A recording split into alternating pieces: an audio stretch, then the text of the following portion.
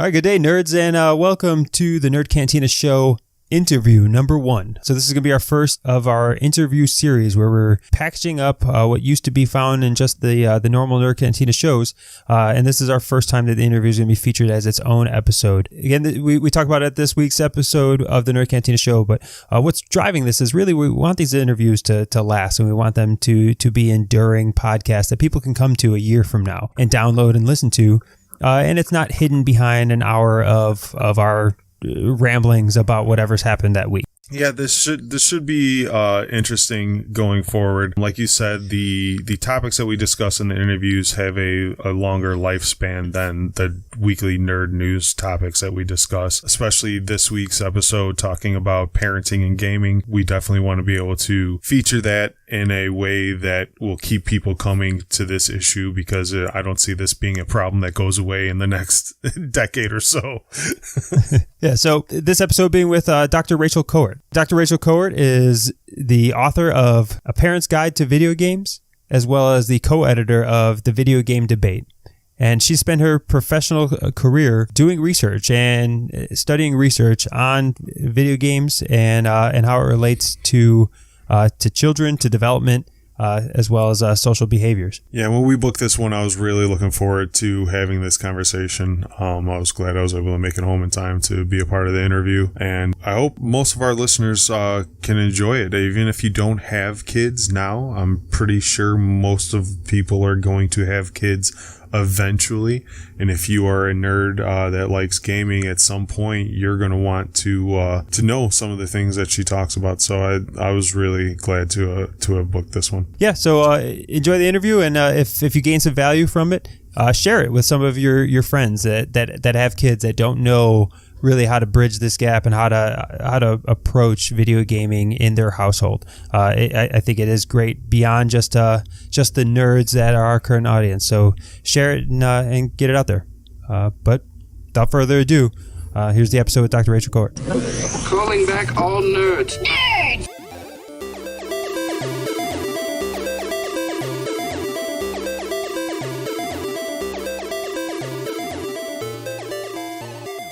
All right, nerds, we are excited to be joined today by Dr. Rachel Kowert. She is the author of A Parent's Guide to Video Games. She also co-edited Video Game Debate, and now she's also part of Take This, which takethis.org, a nonprofit organization which is focused on decreasing the stigma and increasing support for mental health in game enthusiast community. And we are excited to have her. So, Dr. Kowert, hi. I'm so glad to be here. I'm great. How are you doing? I'm doing well. Again, so to give you background, Steve and I had a conversation a couple weeks ago on the podcast where we were talking about a new game that we were playing with our kids. And we talked about the frustrations of our kids not being able to keep up with us and the objectives we were trying to have in the game. But then also the conversation kind of snowballed into us not really knowing at what point we want to have our kids engage into video games with us. And I talked about how my son had yet to play games. He's 5 years old, and he started playing the games, and immediately that's the only thing he can talk about. He's played it like twice, and that's it. And I quickly came to the realization that I'm completely inept in understanding what's the healthy way to bring video games into their lives, because it's going to happen. I definitely don't believe video games are the devil. I definitely don't believe whatever headlines you're going to read about video games being terrible for children. There's a healthy way to incorporate things. There's a healthy way to gain benefits from video games. I believe that there are benefits to it, and maybe that's my video game bias. But that's where I started reaching out for some material and some information to educate myself as a parent. And I came across your books, and I was immediately drawn to them because 90% of the books you find on Amazon or whatever else, they have these like dark images of children with their face glued to a tablet, or they're really trying to go towards that negative side of why we should just, as parents, kill all screen time. And I feel you have a great balanced approach. Yeah, that's a really good question. And a lot of parents have the same question because games are everywhere and you hear all the terrible stories. But on the other half, you also have the good stories about, but games are also educational, and games can help hone a wide range of skills. So for me, my children already play games. My daughter is 4, and she's been playing games probably as soon as she could pick up a tablet. Little shape games and little alphabet games. We're not quite at like Stardew Valley, which is what I'm playing right now. But so I think, balance, again, is key. You can start them early. There are tons of great educational games. We play a lot of Endless Learning Academy. Okay. I don't know if you've seen that. But it's really great, and I swear that's the reason my child can read, because it sounds out all the sounds, and they spell words, and not an ad. I should probably get paid for advertising Endless Learning Academy, because I just think it is such a great tool. But it's not something to be afraid of. Maybe before we get too deep into it, Yes. maybe I give you an opportunity to really introduce yourself and your background before we jump too far. Please, for the audience who may be encountering you for the first time now. Of course. My name is Dr. Rachel Kowert. I am the research director of Take This, which, as you mentioned, is a nonprofit organization that provides mental health information and resources to the gaming community and the gaming industry. I have been studying games and gamers for almost 15 years with a specific focus on the uses and effects of digital games. I always try to keep my work balanced, looking at the positive and the negative, but really, it's where the science takes me. I published a few books, as you mentioned, and I am excited to talk about parenting in games, because my latest book, A Parent's Guide to Video Games, has kind of been a passion project of mine, to take all this information we have, in the quote-unquote ivory tower of game studies and make it relatable to the people who need the information the most, which are parents. You go where the science takes you, but I think you went into this field probably hoping to justify some of the video game playing, because you are a nerd at heart. What makes you a nerd? What are you a nerd about? Oh, I'm a nerd about so many things.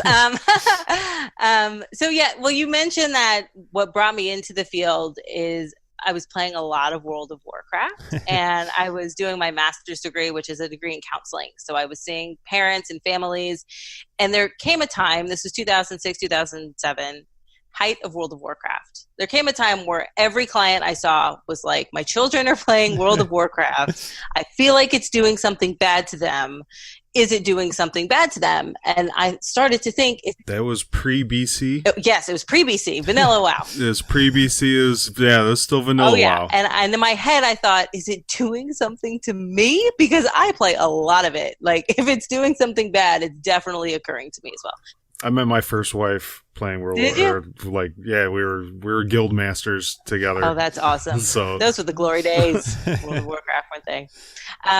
So I did. I guess I didn't really go in hope. I mean, I guess I was hoping it wasn't having negative effects, but it was really genuine curiosity as to what is happening by spending so much time with this media. So, World of Warcraft nerd, Final Fantasy nerd, Dungeons and Dragons nerd most recently. I play on Clinical Role, which is a D&D group of geeky therapists and researchers, and has become my new love over the last year. Yeah, I was to say, you can't hide from Google nowadays, especially when you're doing YouTube. And one of the first things I came across when I was looking up some of your information was I came across your character development YouTube episode where you were being taught how to create your druid.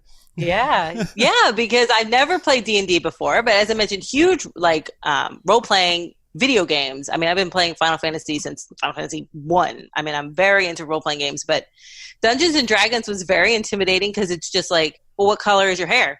Well, I don't know. Well, it could be anything. Well, I don't know. So it's been a learning process for sure. What color is your hair? My hair is blue because I'm a water genetic. Yeah. All right. Well, you've established your nerd street cred to our audience here, who hopefully everybody is some level of nerd as we focus on movies, comics, video games, all of the nerd culture here. And like I said, our audience is a bunch of nerd parents or nerds who may be future parents, or maybe they just want to know why they're so screwed up and whether they can blame it on their parents letting them play video games. Either or. What I kind of selfishly want to know is, when is the appropriate time, and how do I healthily share in one of my passions and one of my hobbies in playing video games with my kids? Because I started with the educational tablets and games with my children, and that's an easy way in. And I sometimes, I guess, I cheat and don't consider that even gaming yet, right? It's an introduction to it. Putting a controller in their hand and playing free-for-all games and different types of games. Now, when does that become healthy? I mean, I don't think there's ever a point. I mean, any time, honestly. I've played Mario Kart with my daughter. I think the That's a whole nother conversation. Playing Mario Kart with a 4-year-old. But I think the issue is about the content being age appropriate and them being developmentally ready to be able to handle the frustration maybe of Mario Kart, because my daughter was not ready for that. So I don't think that there's a level of healthy or unhealthy. I think the discussion has been framed that way a lot because of the information we receive from kind of the moral panic side of the effects that people think video games might have. But if we instead frame the discussion as more, this is an activity we can do together. This is just one of the many things. I mean, I like to make crafts, and then I like to play video games, and I like to, walk around outside. It's just one of the many things we can do with our children. And so I think the key is age appropriate content and then developmentally appropriate challenges. They're just going to get all kinds of frustrated on Rainbow Road. Well, you mentioned that frustration, and that's kind of what I enjoy mostly kind of about playing video games with my daughter is I watch her get frustrated, and I try to help her work herself through that, and right now she's currently playing the remake of Spyro. Oh, so yeah, she's trying to get the hang of running and jumping, and I try to get her into some side scrollers to make that a little easier, but she wants to play the dragon game with dad. Yeah. So I leave her to her own devices, and oftentimes she'll come up to me and ask, like, Daddy, can you do this part for me? And I'll tell her no. Like, if you can't beat it, and initially it sounds like you're kind of being just the jerk of a dad, but 15 minutes later, when she comes and she finally makes that jump and she runs up the stairs and Daddy, I made that jump. I find that to be a very good teachable moment where you tell them, see, now how does that feel? Don't you feel, but like you wouldn't feel that way if Daddy did it for you, and things like that. So I find right now with me also having a 4-year-old, that's where I'm really like trying to focus my character building, I guess you could say, with my daughter playing video games. That's the perfect example, because they're learning frustration tolerance. They're learning persistence. It is something you're doing together. You're there, you're coaching her. No, you can do it. And then they get that sense of accomplishment afterwards. That's the perfect example of the beauty of video games with children. Now, I don't know if my kids are uniquely I won't say addicted or obsessed or do any kind of those buzzwords, but it does have a behavioral change for my son specifically, that there's a different son on a day where he is playing on a tablet or playing a game, and then nothing else really matters to him. It's hard to bring him. It's hard to bring him out of that vibrancy. To that dopamine rush. Yeah. It's their first kind of like introduction to a dopamine rush when they get to play video games and achieve those things. And when they do succeed, it gives you those endorphins and that dopamine to your brain. And dopamine is addictive. Like it does have addictive property. And then I ask him to play a game of Monopoly Deal with me afterwards, and it's like, well, that doesn't do it for me anymore, Dad. Like, we just let's go turn the Xbox back on. Yeah, the games are designed to draw people in and to kind of get us to play and play longer. Is there really a concern there, or is that just something I'm perceived? And my son will just grow out of this, and he'll gain satisfaction playing board games with us, which is what we do nearly every day at home. Well, video games, like you said, are incredibly engaging, right? So they master the challenge with the skill of the player. We get in the state of flow, and that's it. We're in it. All we want to do is play it. All we want to do is play more of it. And like you mentioned, that's just the way they are designed. So if you put a donut in front of me, eating a donut will also give me a dopamine rush. And if like I'm halfway in this delicious donut and you pull it away from me, I will also be in a bad mood. So I think that it's not imagined. I think it's definitely part of it. The advice I usually give parents in terms of trying to mitigate that issue is about setting clear boundaries. Like, okay, you can play for an hour. And when it's 15 minutes till that hour's up, because they're in the state of flow, they lose sense of time. Okay, there's 15 minutes left. Make sure that you're, wrapping up. And yeah, they still might be a little irritated when you pull it away, but it definitely mitigates the sense of like anger and frustration when you're like, get off, you have to get off, it's dinner time. And they're right in the thick of like the state of high engagement within whatever game they're playing. Okay. And, I remember having my marathon sessions of Mario and Metroid and all the games that I grew up with. Is there any thought or concern that today's games are just slightly more, because they're so much more vibrant than essentially like real world now? Like there is almost nothing that compares. Is there today's games more kind of challenging to bring into their lives, or is it really all the same? It's just have a healthy approach, have a reasonable approach towards it. I mean, if we follow the research, which is what I like to do, they're not really, they're no change. Just as engaging as Super Mario was when I first came here, Mega Man 3. Yeah. That was a hard one for me to put down. It's just because the graphics are, more detailed and the games seem to be more immersive does not necessarily mean they're more engaging. People still love the retro games, right? They're coming back into style. So, yeah. But I do want to mention about marathon sessions. So there's a difference between being quote unquote addicted or having problematic play behavior as compared to being highly engaged. So if you get a new game over Christmas break and you're playing it 7 hours a day for the 2 weeks of Christmas break, but then school starts again and you go back and everything goes back to normal, that's just a period of high engagement. I mean, I see a big uptick of people saying, my kids are addicted to games. It's like, well, it's vacation and they got a new game. To start thinking about it being problematic behavior that you think maybe we need some kind of intervention, it has to have dramatic negative impacts in every single area of the player's life.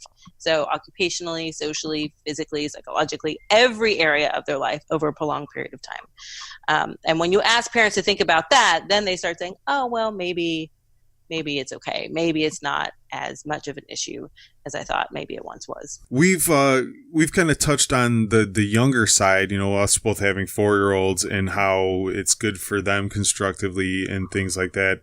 A lot of the parents that have a problem with the excessive gaming are the ones that have the teenagers. Mm-hmm. And the teenagers are not coming out of the room and they just want a game and, when they get home from school. And with video games being so socially immersive now, we both have a World of Warcraft background. I have 8 friends that I've never seen in real life, or I've only seen once because I've taken a trip to Chicago. I think parents associate it with like isolation and antisocial tendencies and things like that. And I don't think they associate a lot of times that, he's actually hanging out with his friends. He's talking to people. You're also, I played with a guy in Brazil. I learned a lot about Brazilian culture playing a video game. Are they just too disconnected because we do have that generation gap? A lot of parents think, well, I grew up in the video games. I played Mario. I know what's up, but nowadays it's kind of really totally different. You really do build bonds with people. Some of those that you never get to physically meet in life, but you still build emotional connections and have social engagements. Do you think there's just a parental disconnect from it? Yeah, I think a lot of this issue comes from the fact that from the outside in, it does still very much look like an antisocial activity.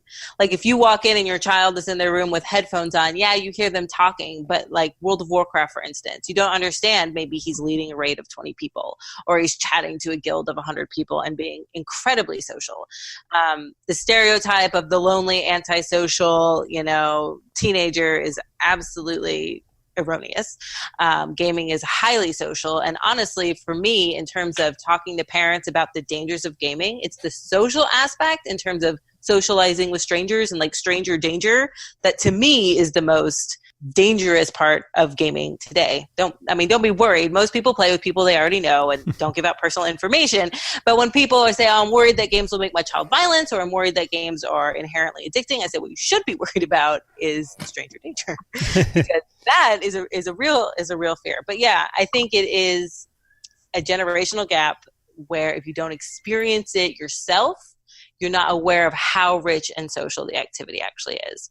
And there's tons of research supporting the idea that the friends you make online are considered as real or more real than the friends you have in face-to-face interactions. They're highly emotionally charged relationships. These can be very, very good friends, even if you've never met before. Are there any numbers that we could look at as far as teenage depression kind of I guess you'd say 2001 and then 2001 after, kind of when the social networking, because this does give, those isolated, a lot of these gamers may not find anyone in their high school or in their neighborhood that they can identify with and build a bond with, but they're able to find somebody online that they have something in common with and they share a bond. Mm-hmm. Is there any kind of study or anything we can actually attribute to say, like, look, since social gaming's popularity has risen, teenage depression has gone down, or teenage suicide rates? Like, is there anything we can quantify to that? Yeah. So I love that you made this point so much. I love that you made this point. Okay. So there's a lot of research that looks, for instance, at playing online games and depression, or playing online games and friendship networks. And they look at correlation. So that's saying when one thing goes up, the other thing also either goes up or goes down. And the headlines tend to be, oh, these people play a lot of games and their depression is really high, so the narrative must be that games exacerbate depression. Well, just in the last 2 or 3 years, people are saying, well, wait a minute, it could also be that people who are more depressed are more drawn to games because of the socially compensating nature of the environment, because of the reason you said exactly. I feel depressed and lonely, but it's easily accessible to get to this world of like-minded individuals who won't, judge me on my appearance or judge me from other things in my life, and I can be myself and I can play and have a fun activity I do together. And this in terms may relieve depression or may extend my social network. Is there any work you can draw upon? No, I'm working on it, but only just because of the constraints of, academic literature. But when you see the headlines about, depression has, gone up over the last X number of years, and this must be because social networking has also become more popular. Those kinds of headlines have been disputed when you actually dig into the numbers of the research. So depression is lower than it was 20 years ago. People are more networked than they were 20 years ago. So let's just face it, teens are depressed. It's a shitty part. It's a shitty part of life. It's a difficult time of life. And honestly, the average gamer is an adult and not a teenager. The average gamer's in their mid-30s. It's kind of also when we get to the argument about violent video games, it's always, the teenagers. Well, if you look, crime among children under the age of 18, teenagers, has been going down exponentially in the last 20 years, whereas the rate of video game consumption has gone up. So if you think that violent video games are contributing to under 18-year-olds committing violent crime, the lines they completely contradict each other. There's no relationship between those two variables. And the same can be said of everything else. I mean, at the end of the day, the effect of media of any kind, games, video, movies, television, is negligible to our behavior. Now, you talk about the violent video games. I agree. There's no studies, and I've heard some of your other talks about this, that there is no evidence that says that there's an increase of aggression because you play aggressive video games or anything else. But there still is a certain level of appropriateness that we have to try to achieve. And, and the next Call of Duty game or whatever else, it's going to have a mature rating on it. But we all know that there's still a whole lot of non-mature people playing these games, and we're talking about young teenagers, younger children. Even the cartoonish video games of like Fortnite and stuff are still violent in nature. They're just not as graphic in nature. At what point is it really appropriate? Is it just stick to the video game recommendations and really only 18 or older should be playing it? Is there a time to bring your teenagers into this game because all their friends are playing it? Really, what's the right approach? Yeah, it's a hard one when all the friends are playing it. I know that's so hard for parents. My approach that I recommend is every child is different. I would start with the ESRB ratings for sure. I mean, that's a good starting point. And not just the age ratings, but they have a lot of these content placards that tells you exactly why it has this age rating. So it can be 18 and over and maybe because of violence, or it can be 18 or over because of suggestive themes or foul language, or there's more than one reason it can be labeled a mature game. And people know their children. They know what their children are capable and mature of handling. I mean, would you show a child an R-rated movie? Is your child mature enough to handle an R-rated movie at 16 years old? I mean, I can't judge. I don't know your child. But I would definitely heed the age ratings. They're there for a reason. They're created by a board of experts. I mean, I have been in game stores where there's, 10-year-olds picking up mature level games and the parents are like, yeah, whatever. And they just buy them. It's like, well, at least look at the package. Are they set by experts though? Because I know the movie rating system is not. The ESRB. The movie rating system is actually I've watched a few documentaries on it, and it's kind of a messed up system. It's very arbitrary. Nobody has any training. It's a select few group of people that it's like a little club that wants to rule over what people think is appropriate. But is the video game rating system, the people who rate the video games, are they actually trained psychologists or trained, have a specialty in this area? Yeah, I don't know if they're psychologists. They are definitely trained. The ESRB definitely trains the people that they hire to create the ratings board. I'm not exactly sure what their background is. But it's not like an algorithm. Like I think it is for movies, right? It's like this many curse words, this many. Yeah, it's actually like a group of 8 people that sit in a dark room and just chit chat about what kind of feels they got during the movie, and anything that gave me bad feels will dictate, how the movie rating goes. And if you read a lot of stories in Hollywood, that's a big problem for people making these movies, because there's really no guideline. It's very arbitrary, and it's a very small group of people that make those ratings. And it's actually good to know that there's a professionalism to the video gaming community. Oh yes, there is. And if you're really, really concerned, the PEGI system, the system that's used in Europe, is extraordinarily strict. So if you want, an even more stringent approach to the ratings and the classification of the content in games, you can go on their website and they will tell you like the ratings and why they rated a game a certain way. And they break it down further, even in subcategories and things greater than what we do here. Yes. We continue to talk about, I think we cycle back towards talking about a negative, and then we treat it into some kind of positive with the social side of things to keep hitting, the negative or the stereotype is often that, it just deadens your brain. You're just shutting off your brain and disconnecting. Could you talk a bit about, the positives, the cognitive benefits that can take place through being engaged in a video game? Yeah. And I think this also goes underrated, because when we talk about cognitive benefits, a lot of people talk, like hand-eye coordination and visual spatial learning, which is very important and absolutely can be honed. So much so that games are being used specifically, to train people in improving their skills in this area. But there's a lot of what I like to call unintentional learning that occurs when you play video games. So you're learning things even though you're not playing an educational game. For instance, I played a lot of Civilization as a child. I still do. They're quite good. But you unintentionally learn, world history, about world leaders, about the wonders of the world, those sorts of things. But you can also learn leadership skills. World of Warcraft, perfect for honing leadership skills, especially among younger players, because then you have teenagers leading groups of adults, which is quite interesting and a learning experience you wouldn't normally have in everyday life. You can learn cultural knowledge of other people around the world that you're playing with, and you can expand your worldviews. You are expanding your social networks. So there's a whole range of unintentional things that occur when playing games, not just related to hand-eye coordination and visual spatial skills, but creativity can be increased, leadership skills, as I mentioned, social skills, all of these things.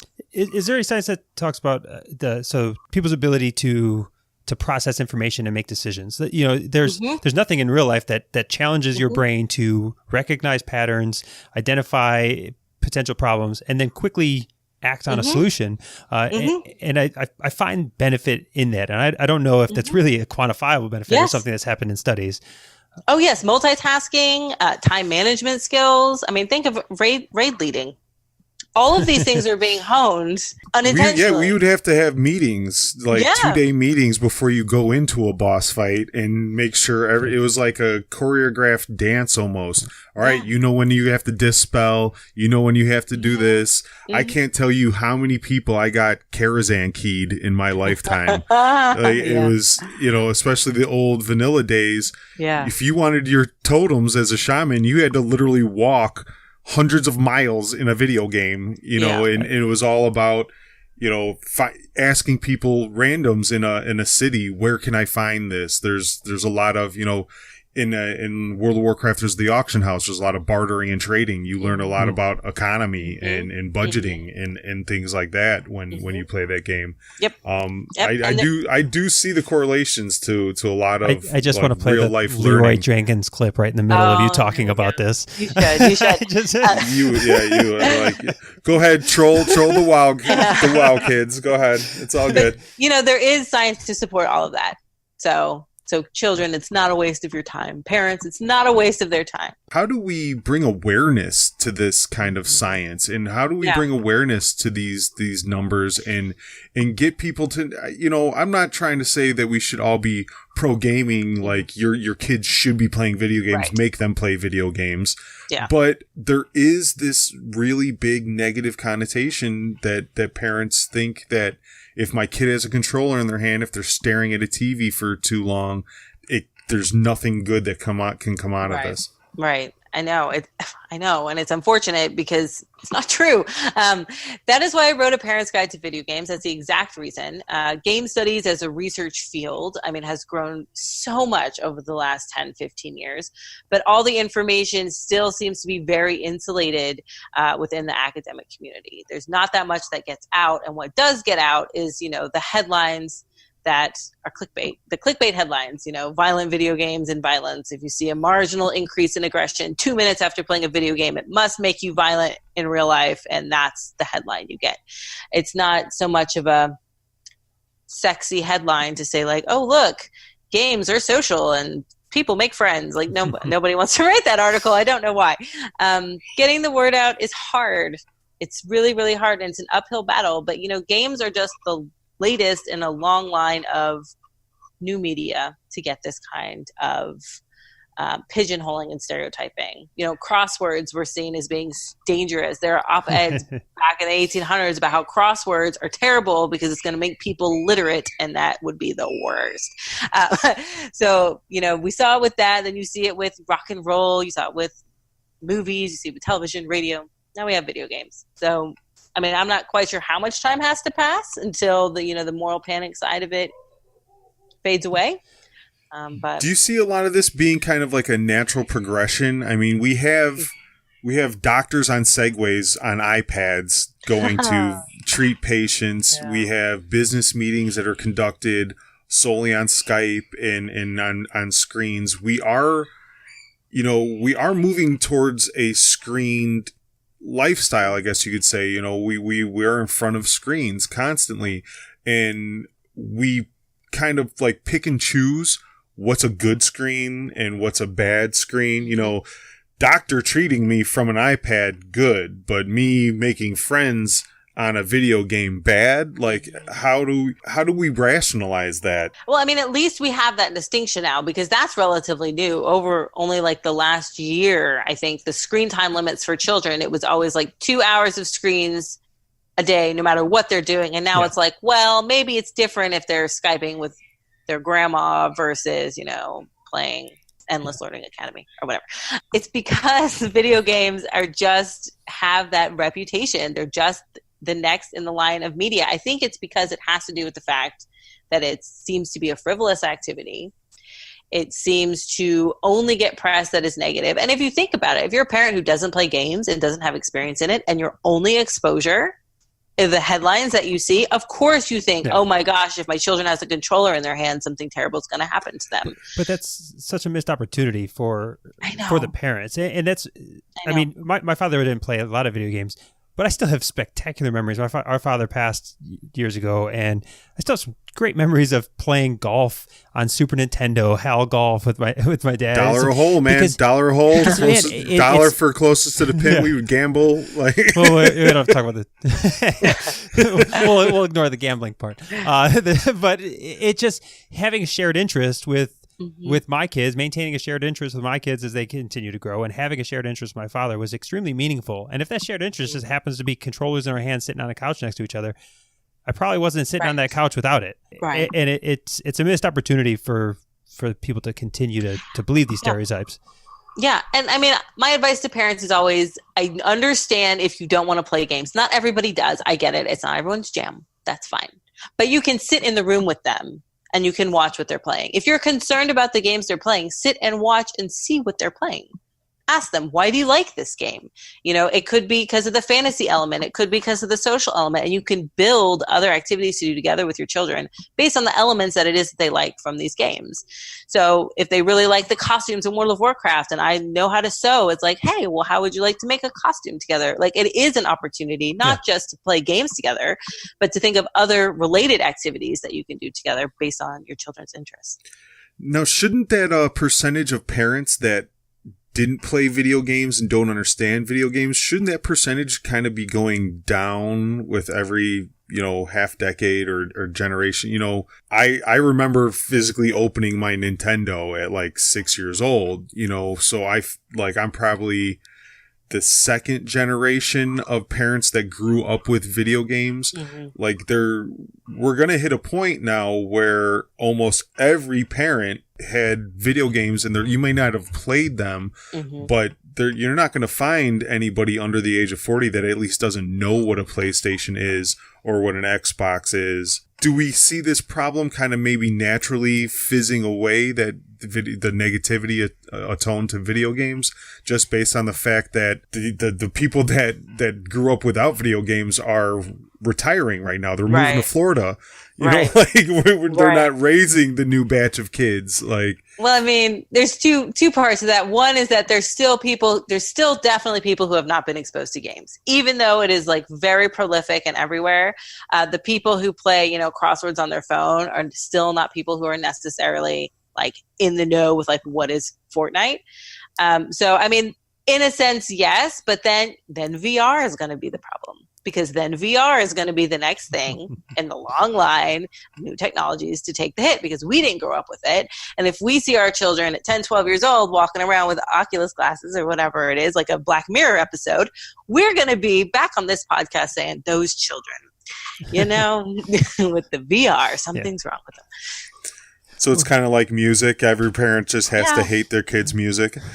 I mean, honestly, it's just how it goes. It's a rite of passage. It's a rite of passage, but it's just so unfortunate when it comes with games, because games are such rich tools for learning, and they really are. And the world is transitioning that way. Like, pilots in the military are being trained on, how to fly drones. Flight simulators, yeah. Yeah, simulators. You fly drones. Drones fight our wars, and it's basically a video game. They're playing a video game. And like doctors as well. They do so many simulations, with video games, and just being familiar with the technology, I'm sure, is an asset by the time they make it all the way through medical school. But now, I did want to ask one more question before I think we be respectful of your time and wrap up. But Steve mentioned video games and gambling a few minutes ago. But we're going there. Okay. I had a question. Yeah. So very recently, they're trying to pass legislation to get rid of loot boxes in video games. That any video game that's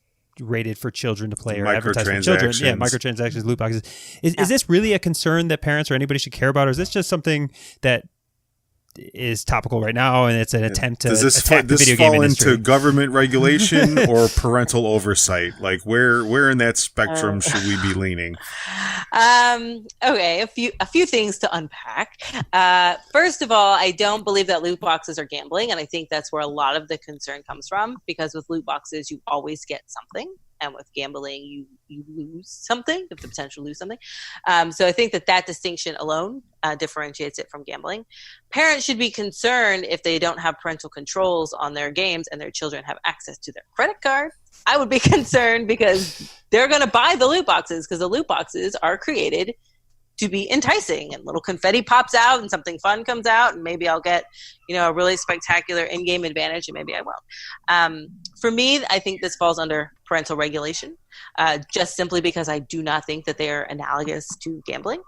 But definitely, put some parental controls on there. Your kids are going to spend thousands of dollars on loot boxes because they are designed to be, enticing. Yeah, even like free apps for children and that are designed and targeted as like learning ones, they almost sometimes have these loot box type things in order to, you finish this one segment and you get a random free surprise or whatever else.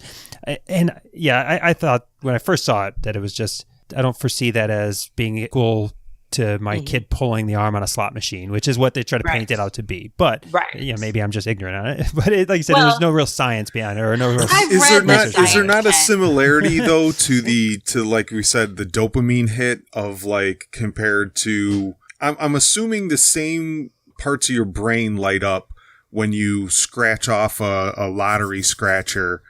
And then when you open a loot box, like I'm assuming it's the same sensory, receptors and the same kind of hit.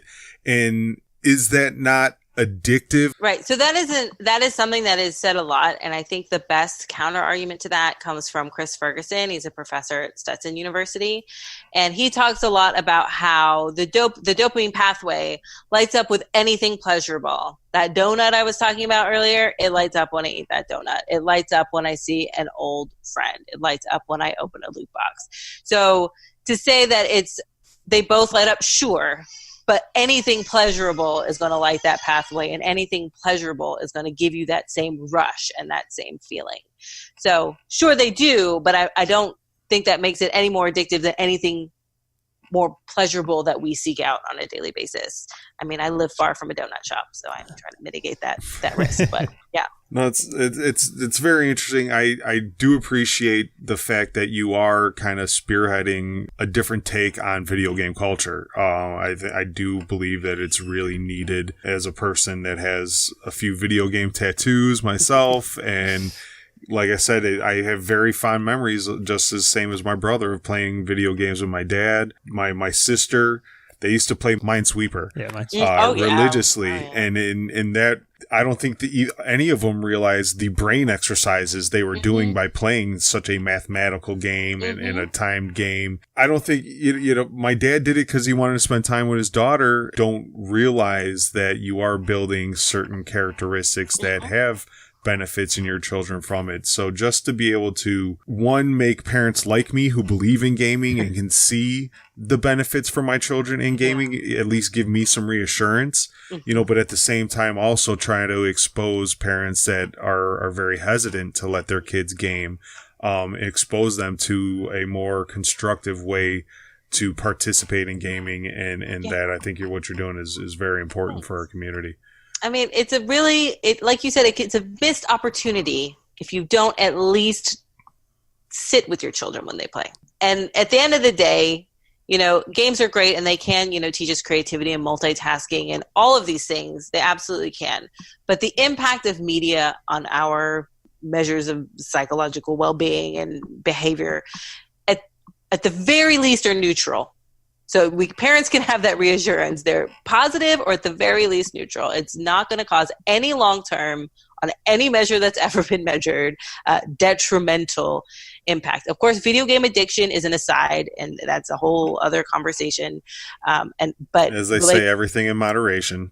And that relates to a very small fraction of the people we're talking about here. Dr. Kowert, I appreciate you coming on the podcast and talking with us. I wanted to make sure that if you like take a minute, because as Steve talked, you're doing great things for our community, and one of them being Take This, your work with Take This. And if you could please, for a moment, just talk about what that's doing for our gaming community. Take This is such a great organization. I'm so happy to be on board. I joined them this year. They provide a range of resources and information, as I mentioned, about mental health to the gaming industry and the gaming community. And as you've probably seen from the headlines recently, the gaming industry is having some difficulties with, maintaining high qualities of mental health within the employees within the industry. So we consult with individuals about how to better support their employees, how to employ better working conditions to avoid some of these negative outcomes that seem to be running a bit rampant in the industry these days. In regards to the community, we do a lot of outreach. We run the AFK rooms at various conventions across the globe, which are reserved quiet spaces that are staffed by clinicians and trained volunteers. If case you get a little overwhelmed from the hustle and bustle of a convention hall, it's a nice place to go and have a coloring book and have a glass of water and just sit and chat with someone. So I joined as their research director. So we're spearheading more research activities these days, and we're going to be releasing a white paper in the next month that's talking specifically about diversity and inclusion and the challenges they have with the gaming industry and within the gaming community in regards to that. So that's really exciting. It's great that you're doing that. It's great that you've put together such great resources for parents and nerds like ourselves, again, with both your books, right? The gaming debate as well as Parents Guide. And truly appreciate what you've done. I appreciate you spending some time with us today. Oh, thank you for having me. So thank you very much for sitting with us. And we hope maybe we'll have another discussion when you really get everybody to get on board with us, and we'll have a victory. We'll have another victory lap on the podcast. For sure. Thank you for having me. And we'll check out your druid on clinical role. There you go. Once a month you can catch us. All right. Well, thank you. Thank you. All right, nerds, thanks for listening to our first interview of the interview series for the Nerd Cantina show. Yeah, we hope you really enjoyed that interview and you could take away some information. I know a lot of our Facebook feeds and everything are filled with articles about gaming and violence and how gaming and screen time are negative to children.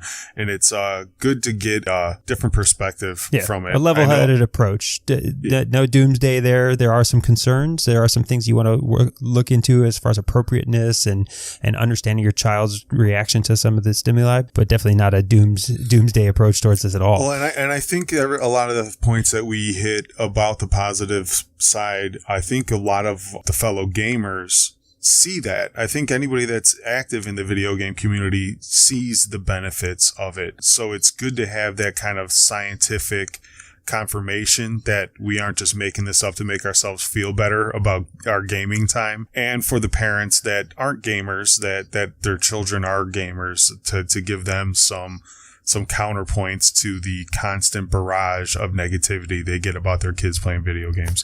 Yeah, and I mentioned it into the lead into the interview, but we tend to think that the vast majority of our normal audience listening to these shows are nerds, and they've probably had a pretty good relationship with video games in their lives. But share this with somebody who hasn't had video games be a part of their lives, as maybe a reason why they don't need to look at their children's activity in this realm as a negative, and how to kind of shift the mindset in other parents that may not naturally gravitate towards it. I was always going to be letting my kids play video games. This didn't change anything for the way I was going to incorporate it, other than just understanding maybe some positives and some, I guess, more appropriate ways to integrate it into my household. But there's some people that that their kids are never going to play Fortnite. My kids are never going to play X. And maybe share this with them. Just see if they're willing to take a listen and open their mind to some actual scientific-backed, research-backed thoughts on the video game industry and the benefits it can have for your children, the benefits it can have for their social well-being, their mental well-being at times. It's not something that should be completely abstained from in any parent's toolbox there. Yeah, if you're a parent and you got a kid that's a AB student that is well-mannered and respectful and, other than the fact that he locks himself in his room, plays video games for 3 hours a night, you're completely happy with your child. Don't let that 3 hours be the reason that you think something is going wrong in his life or that he's doing something negative in his life. You know, if you have a kid that is totally on track, you know, but you think he just is a little antisocial and spends too much time gaming, this might help you get a little bit of different perspective on it. If you have a child who's not on track, right, but is using video games as an outlet, maybe that's an opportunity for a parent to relate to their child, to sit down and see what's going on with them, to open up dialogue, and then to understand that, you know, maybe some of the struggles they're having elsewhere, they're not having in the video game world because people are more open-minded there. They're like-minded. They're their friends. They're the social circles that they gravitate towards. And maybe there's a way for you to tap into that, and there's a way for you to bring that back into productivity in other areas they may be struggling. Yeah, and if you like the episode, leave us comments on our threads, join the Facebook group, start a discussion there. Those comments that you leave, we may address in a future interview. If you have any other concerns or something that we didn't really touch on that are unique to your situation, let us know. Give us a heads up. Leave us a short paragraph about, you know, what's going on in your relationship between your children and video games, and maybe we can address that then. All right, real quick, we just wanted to mention one of our favorite new apps, which is Podcoin. So assuming that because you're listening to our podcast today that you happen to be a podcasting nerd, and if you are, I can't see any reason why you wouldn't want to get paid for your time. I'm a big fan of getting paid to do stuff that I do in my daily routine anyways. I sign up for all the rewards programs possible. And with Podcoin, you actually get paid to listen to podcasts. So every minute that goes by that you're listening to your podcast, you are throwing away potential money. So go ahead, download Podcoin app on either through iTunes or through the Google Play Store.